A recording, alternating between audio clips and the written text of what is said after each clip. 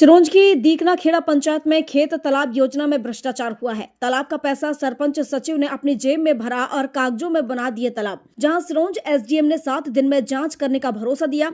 सिरोंज की दीकना खेड़ा पंचायत में मनरेगा में भ्रष्टाचार का मामला सामने आया है।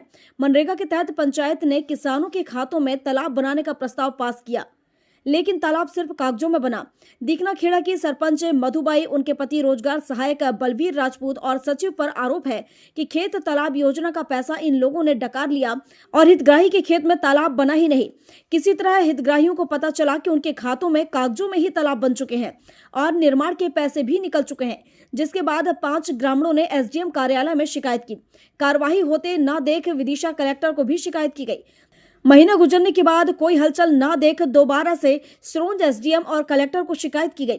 इस बारे में 6 जनवरी को जन सुनवाई में फिर से एसडीएम को शिकायती आवेदन दिया गया। सिरोंज एसडीएम ने माना कि पहले भी यह लोग शिकायत लेकर आ चुके हैं।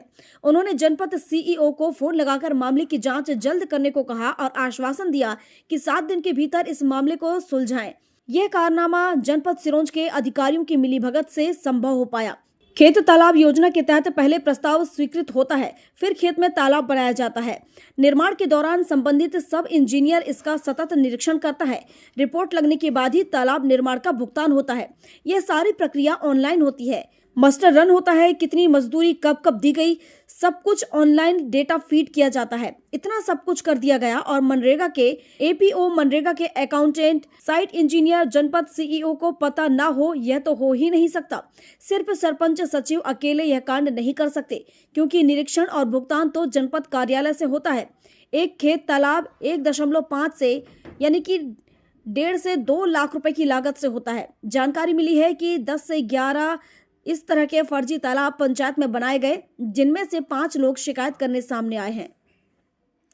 सरपंच हमारी डबरी की पैसे निकाल खा गए, 5 बार आवेदन दे दे, वो कहने जाते हैं सरपंच मानने की धमकी और देता है, काम और नहीं रह पाओगे तुम लोग। 4-5 आवेदन जहाँ भी दे दिए हैं, 4-5 कलेक्टर साहब को भी दे दिए हैं, आज तक कोई कार्रवाई नहीं हुई है।